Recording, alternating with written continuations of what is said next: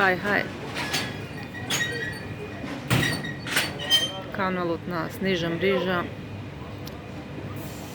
Добар ден на сите што се уклучуваат, што сметаат дека нешто може да се каже паметно, интересно. Ствари ја едини ветувам многу. Мојот канал е направен како канал за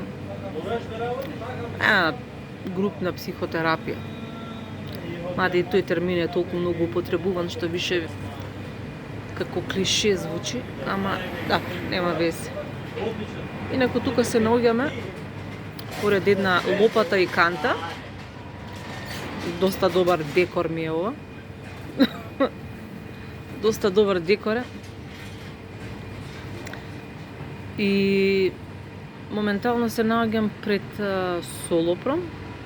Бирам и верица за комода, која што фаќа многу скапо. Многу скапо фаќа. Многу. Човек во овие времења треба да има јаки кешови за да почнува да направи било што. Значи, зборам од комода па натам. Да не зборам за замоци и куќи и палати како што сега моментално гледам у нив. Значи, среден збор сите знаеме дека е многу скапа живеачката. Ако имаш среќа некоја нива, нешто така, иначе тешко, многу тешко. Седнав да испијам едно кафе овдека, сама со себе, пошто сум си најдобро друштво самата на себе. Не знам на што се должи тоа, можеби затоа што сум, како ме нарекуваат, тешка особа. Сум била тешка особа. За соживот, можеби е затоа, можеби другите се тешки. Тоа прашање треба да се размотрува, да се гледа, да се разгледува и да се разговара за него, нормално. Инаку, сакав да одам денеска во Крушево со син ми, ама не успеавме, пошто во сабота и недела за Крушево од Скопје немало автобуси. И тоа е, сега смислиме некоја друга варијанта што да правиме и кај да одиме, зашто е убаво време во денес.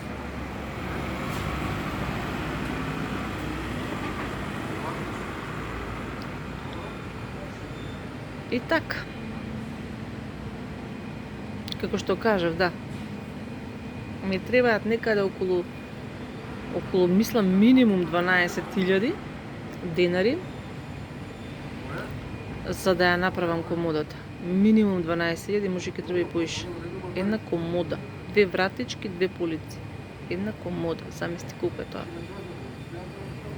Треба човек да се сокапе од работа за да може да основни работи да вака, па го кажувам истото.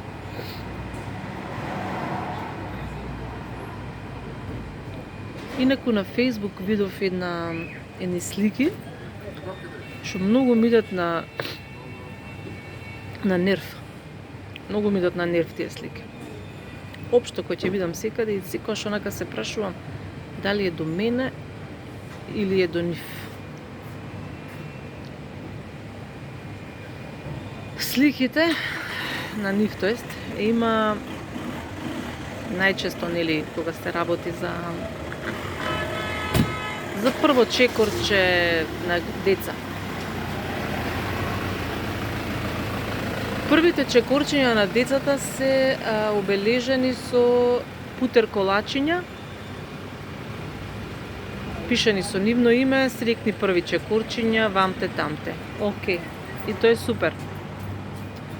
Оно што мене ми е чудно е кога на тие слики ќе ги стават своите деца во некоја си просторија која што е изгланцана до, веројатно можеш, тука е дезинфицирано внатре, што можеш веројатно операција да правиш на зуб или нешто слично. Пошто све е дезинфицирано, секогаш нема никаква трошка од страна, нема ништо паднато, све е цакум пакум, све исчистено, све направено до безкрај, значи исчистено. Нема играчки, нема никакви знаци за живот и само детето е ставено и вака чудено, и детето зачудено вака ги гледа колачите и ги јаде, свегаш као и веројатно си како што треба да правам, се треба да ги јадам колачите, и ако јаде, како полуисплашено. И многу онака ме занима, ми врти Зоран, и многу ме занима ко дали е тоа реално или е надреално или што е работава. Зашто постојат, например, два типа на луѓе? Тип на луѓе што чуваат деца со кучиња, со мачки, со влакна, со свашта околу сегаш, играчки на сите страни паднати, све се дешава нешто. Гледаш дека има едноставно дешавка. Значи нешто тука, значи животот циркулира.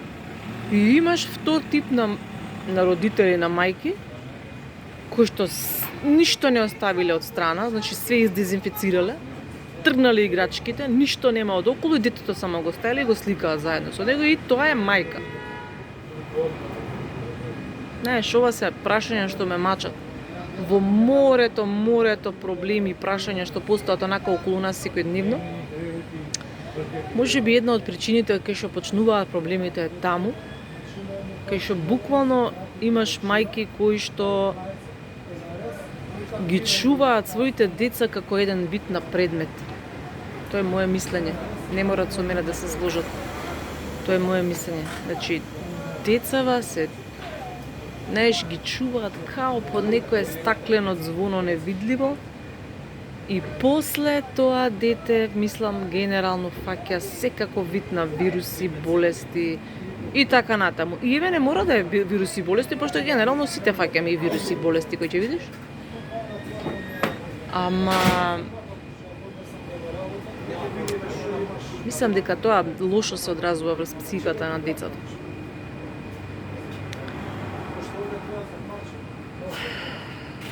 Пошто ќе морам да одам, нека биде ова кратко видевце од денеска, нека остане како сеќавање, може нешто заборив, може не знам. Ќе ми текне после кој ќе биде касно, пошто и така не знам да направам видео едитинг. Инаку видео едитинг курсот кошта минимум 200 евра, мислам скратената верзија, па после ми нудеа уште поскратена верзија за помалце пари, др, ама не се напатив, здравје понатаму, ако ми трне кариерава. Инаку да не ги снимам видеава, исто дополнително животот би бил стварно неподносливо напорен. Буквално едно видео ти е како еден миниатурен вентил, историш низ него све и свашта, и малку ти е полесно, пошто и така нема кој да те слуша. А вака опционално, ако некој сака да ги слуша твоите будалаштини, окей, стои, слуша. Ако не исклучи, тоа е тоа. Важно ти си го кажал своето, па сега. И тоа е тоа. Ајде. Убав ден на сите. Бај.